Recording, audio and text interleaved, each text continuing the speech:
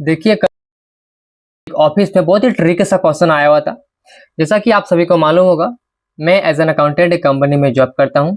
और देखिए इस वीडियो से आप सभी को बहुत ज़्यादा हेल्प मिलने वाली है अगर आप एक अकाउंटेंट बनने की तैयारी कर रहे हैं या फिर अकाउंटेंट ऑलरेडी कहीं पे जॉब कर रहे हैं तो ठीक है। देखिए यहाँ पर प्रॉब्लम क्या था।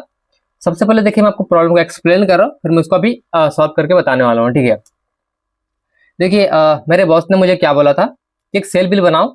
ठीक है, एक कस्टमर को सामान सेल करना है। लेकिन देखिए मैंने यहाँ पे सेल बिल बना दिया था और कस्टमर को सामान भेज भी दिया। लेकिन देखिए जो हमारा कस्टमर था और जो हमारे बॉस है, दोनों के बीच ये बात हुआ था कि गुड्स पे हम 20% का डिस्काउंट देंगे। ठीक है, लेकिन बॉस ने मुझे बोलना भूल गया कि इसको जो है 20% का डिस्काउंट देना है। तो यहाँ पे कहीं ना कहीं बॉस का गलती था। तो बॉस ने मुझे बोलना भूल गया, तो मैं डायरेक्ट एमआरपी पे बिल बना के भेज दिया कस्टमर को। अब जब सामान कस्टमर को मिल गया तो कस्टमर मेरे बॉस को फोन करके बोल रहा है कि बिल में तो डिस्काउंट नहीं दिया गया है। तो फिर मेरे बॉस का मेरे पास फोन आया कि बिल में डिस्काउंट नहीं दिया गया है। तो मैंने बोला कि सर आपने तो मुझे बोला नहीं था डिस्काउंट देने के लिए, इसलिए मैंने नहीं दिया। तो बोला हाँ मेरा मिस्टेक था, यानी कहीं बॉस का मिस्टेक था। यहाँ पे देखिए मिस्टेक किसी से भी हो सकता है। अब इसका सोल्यूशन यहाँ पर क्या होगा, ये सबसे मेन पॉइंट आता है। ठीक है, तो देखिए सबसे पहले मैं आपको यह बता रहा हूँ कि एक नॉर्मल सा अकाउंटेंट रहेगा तो इस सिनेरियो में क्या करेगा, और एक एडवांस लेवल का नॉलेज वाला अकाउंटेंट रहेगा तो इस सिनेरियो में क्या करेगा। ठीक है, सबसे पहले मैं बताता हूँ आपको एक नॉर्मल अकाउंटेंट क्या करेगा। उसके लिए आ जाएंगे एक्सेल शीट में,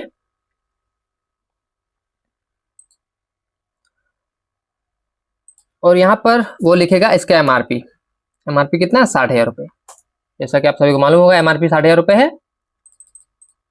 अब इसमें थोड़ा सा इसको साइज बड़ा कर दे रहा हूँ ताकि आप लोगों को देखने में प्रॉब्लम बिल्कुल भी ना हो। देखिए तो जैसा कि यहाँ पे बोला गया बॉस के द्वारा कि इसको देना 20% का डिस्काउंट, राइट। तो यहाँ पर नॉर्मल अकाउंटेंट क्या करेगा, जो भी एमआरपी है उसका जो है 20% निकालेगा। उसके बाद से यहाँ पे उसमें से माइनस कर देगा, करेक्ट है। तो यहाँ पे क्या करेगा, वो जो कस्टमर है या फिर बॉस को बोलेगा कि हमें इतना रुपीस उससे लेना है। किससे लेना है, हमारे कस्टमर से लेना है। तो बताइए क्या सही है? बिल्कुल नहीं, ये बिल्कुल गलत है। इसमें कहीं ना कहीं आपका कंपनी का लॉस होगा। ठीक है, मैं आपको यहाँ पर एक बार बता दे रहा हूं, इसमें क्या होगा, आपको लॉस होने वाला है। अब कैसे लॉस होगा मैं आपको चलिए वो बता रहा हूँ। ये तो देखिए कैलकुलेशन हो गया नॉर्मल अकाउंटेंट का। ठीक है, और देखिए यहाँ पर और एक काम का क्या करेगा, ये 12,000 रुपए है उसका जो है डिफरेंस जो है रेट डिफरेंस का एंट्री कर देगा टैली में। तो वो बस ऐसा ही काम करेगा। तो कहीं ना कहीं उसने गलत काम किया यहाँ पे। ठीक है, अब देखिए उसकी जगह पे अगर मैं होता तो देखिए मैं क्या करता है यहाँ पे।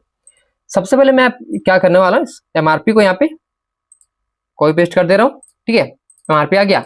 अब देखिए यहाँ पे बेसिकली यहाँ पे सबसे पहले मैं क्या करूंगा, मैं चेक करूंगा बिल। ठीक है, आखिर बिल कितने का बना हुआ है। यहाँ पे एक्सेल में आ जा रहा हूँ, देखिए थोड़ा छोटा कर दे रहा हूँ। यहाँ पर देखिए देखिए बिल में क्या टैक्सेबल अमाउंट कितने का है, मैं इसको यहाँ पे लिख लूंगा कि 50,847.46 पैसा। ये हमारा हो गया टैक्सेबल अमाउंट, राइट। अब देखिए इसमें जीएसटी कितना लगा हुआ है, तो 4576.27 जीएसटी है। और यहाँ पे ये जो है इसका एसजीएसटी हो गया। इसमें कॉमा सेपरेशन दे दे रहा हूँ ताकि बिल्कुल देखने में इजी हो।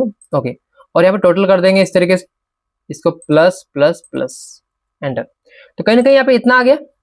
अब देखिए यहाँ पे जो जीएसटी है ये कहीं ना कहीं सामने वाले को रिफंड मिल जाएगा। जब वो जीएसटी फाइल करेगा तो उसको रिफंड मिल जाएगा। तो कहीं ना कहीं देखिए जब डिस्काउंट निकालना होता है आप, और यहाँ पे ध्यान देंगे जब बिल ये बिल इनवॉइसिंग सब कुछ हो जाएगा ना, उसके बाद आप बिल में तो चेंजेस कर नहीं सकते। उस केस में देखिए क्या करना है आपको, जो टैक्सेबल अमाउंट है उसके ऊपर जीएसटी निकालना होता है। तो यहाँ पे लिखेंगे 20% और यहाँ पे निकालेंगे टैक्सेबल वैल्यू का 20%। ओके, अब इसको लेस कर देंगे अमाउंट माइनस डिस्काउंट। अब यहाँ पे इतना आया। अब देखिए इक्वल टू जो यहाँ पर जीएसटी बढ़ रहा था, जीएसटी तो फिक्स है क्योंकि हमने ऑलरेडी बिल बना दिया। इसका बिल इनवॉइसिंग ये बिल सब हो चुका है ना, तो बिल में चेंजेस नहीं कर सकते, तो जीएसटी वैल्यू वही रहेगा। अब देखिए यहाँ पे इन तीनों को यहाँ पे सम कर देंगे।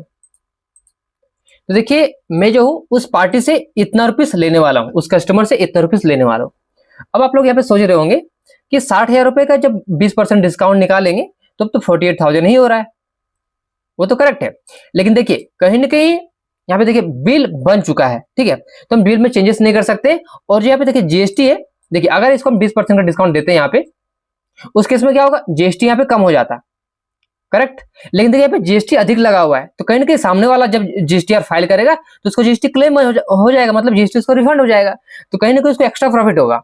अब उसका एक्स्ट्रा प्रॉफिट कितने का होगा, चलिए वो भी निकालना सीख लेते हैं यहाँ पे। तो मैं यहाँ पे क्या कर रहा हूँ, इस जगह पे आ रहा हूँ, ठीक है। यहाँ पे जो पहले देखिए, पहले सिनेरियो में क्या होता है, अगर बिल में डिस्काउंट मेंशन करते, देखिए उस सिनेरियो में क्या होता है, उसका निकालेंगे यहाँ पे टैक्सेबल वैल्यू एमआरपी का, ठीक है, निकाल दिए। अब देखिए कितना जीएसटी लगता है इसमें, तो पहले इसका डिस्काउंट निकाल लेते हैं। इसका डिस्काउंट 20% का है ना, तो आप इसका 20% डिस्काउंट निकालते हैं, taxable value multiply bye 20%। Okay, अब देखिए यहाँ पे इक्वल टू जो टैक्सेबल वैल्यू था उसमें से डिस्काउंट को माइनस कर देंगे, इतना आ गया। अब देखिए यहाँ पे equal to this cell multiply by 9%, ये इसका रहेगा सीजीएसटी, और यहाँ पे equal to taxable value multiply by 9% इसका रहेगा एसजीएसटी। ओके, अब यहाँ पे इन तीनों को सम कर देंगे, taxable value plus CGST plus SGST, enter. देखिए यहाँ पे कितना रहा, 48,000 रुपीज। अगर हम बिल में डिस्काउंट मेंशन कर देते, जैसे कि देखिए यहाँ पे बिल में डिस्काउंट मेंशन नहीं किया गया है, तो अगर कर देते तो देखिए उस सिनेरियो में क्या होता है, यहाँ पे ये हमारा बिल में मेंशन होता है। देखिए ये ऐसा आता है बिल में, हमारा टैक्सेबल इतना आता, जीएसटी इतना आता और टोटल इतना आता, ठीक है। लेकिन देखिए यहाँ पर देखिए क्या हुआ, मैं इसको कॉपी पेस्ट कर ले रहा हूँ। यहाँ पे देखिए यहाँ से लेना है ना वैल्यू को, टैक्सेबल यहाँ से है तो यहाँ से लेंगे, कॉपी करेंगे और यहाँ पे कंट्रोल अल्ट वी करेंगे, यहाँ पे वैल्यूज में क्लिक करके ओके कर देंगे। देखिए यहाँ पे इसको डेसिमल पॉइंट 2 डिजिट तक रखेंगे तो ही अच्छा है। देखिए यहाँ पे टैक्सेबल देखिए सेम है, लेकिन देखिए यहाँ पे जीएसटी देखिए डिफरेंस आ चुका है,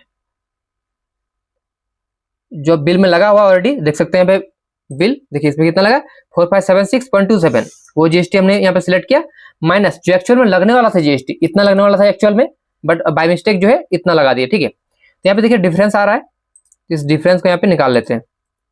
अब देखिए जब दोनों का डिफरेंस को कैलकुलेट करेंगे, ये देखिए ये प्लस ये एंटर करेंगे, कितना आया 1830 रुपीज का, ठीक है।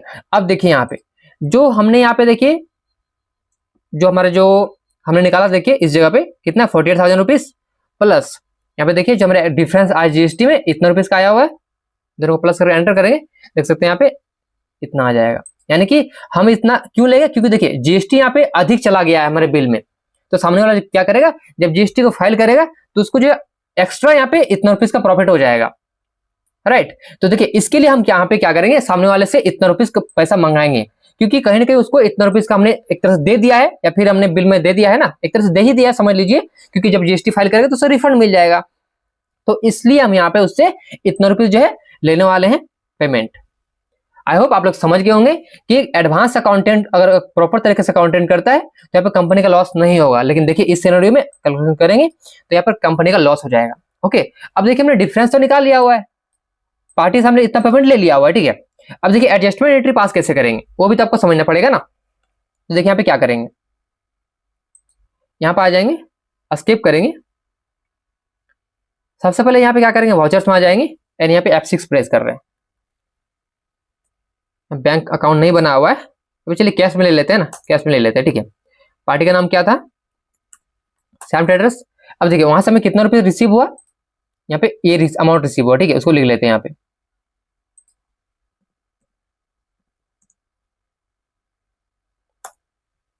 एंटर करते हैं, इसको इस तरीके से सेव कर देंगे। चलिए यहाँ पे एक बार लेजर चेक कर लेते हैं उसका, DAL प्रेस करेंगे, गेटवे ऑफ टेली पे रह के यहाँ पे टाइप करेंगे श्याम ट्रेडर्स, एंटर करेंगे। देखिए यहाँ पे हमने इसको सेल किया था इतने रुपीज का, उसने हमें दिया इतना रुपीज आ रहा है 10,170 रुपीज का, इसे हमें एडजस्ट करना है, ठीक है। अब देखिए एडजस्ट कैसे करेंगे, सबसे पहले तो यहाँ पे एस्केप करके वो गेटवे ऑफ टेली में आ जाना है,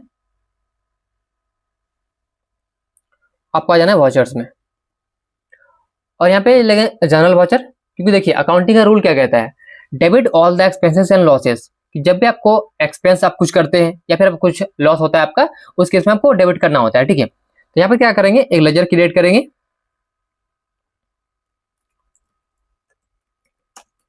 रेट एंड रिवर्ट डिफरेंस नाम, ग्रुप इंडायरेक्ट एक्सपेंसेस, क्योंकि हमारा एक तरह से लॉस हो रहा है ना, खर्चा है इसके लिए, और हमें जीएसटी से कोई मतलब नहीं होता है, हमें जीएसटी को कर देंगे नॉट एप्लीकेबल।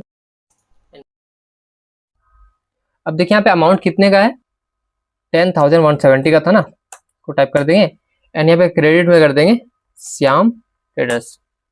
देखिए इससे क्या होगा, पार्टी का लेजर यहाँ पे जो है 0 हो जाएगा और अमाउंट हमारे यहाँ पे शिफ्ट हो जाएगा। ठीक है, इसके पे इस तरीके से सेव कर देंगे न्यू रेफरेंस लेते हुए। आपको इस केस में ऐसा एंट्री करना है। अब चलिए चेक करते हैं बैलेंस शीट में से क्या इफेक्ट पड़ेगा। आ जाएंगे बैलेंस शीट में, ऑल टैप से डिटेल करेंगे। देख सकते हैं यहाँ पे कैश इन हैंड में हमारा इतना बैलेंस आ चुका है। अब देखिए यहाँ पे प्रॉफिट एंड लॉस शो नहीं हो रहा है, तो एक काम करते हैं स्किप करते हैं, आ जाएंगे यहाँ पे प्रॉफिट एंड लॉस अकाउंट में, ऑल टैप से डिटेल करेंगे। देख सकते हैं यहाँ पे आपको शो होगा इंडायरेक्ट एक्सपेंसेस के अंदर ये अमाउंट, क्योंकि आपका कहीं ना कहीं एक तरह से ये खर्चा हो गया है। तो जब भी ऐसा कुछ केस होता है तो आपको इस तरीके से एंट्री करना होता है। आई होप आप सभी को ये ट्रिक समझ में आया होगा। और देखिए इस वीडियो के बाद भी अगर आपके मन में किसी भी तरह का और भी सवाल है तो आप नीचे कमेंट सेक्शन में पूछ सकते हैं। वीडियो को यहाँ तक देखने के लिए बहुत बहुत धन्यवाद। मैं मिलता हूँ सबसे अगली वीडियो में।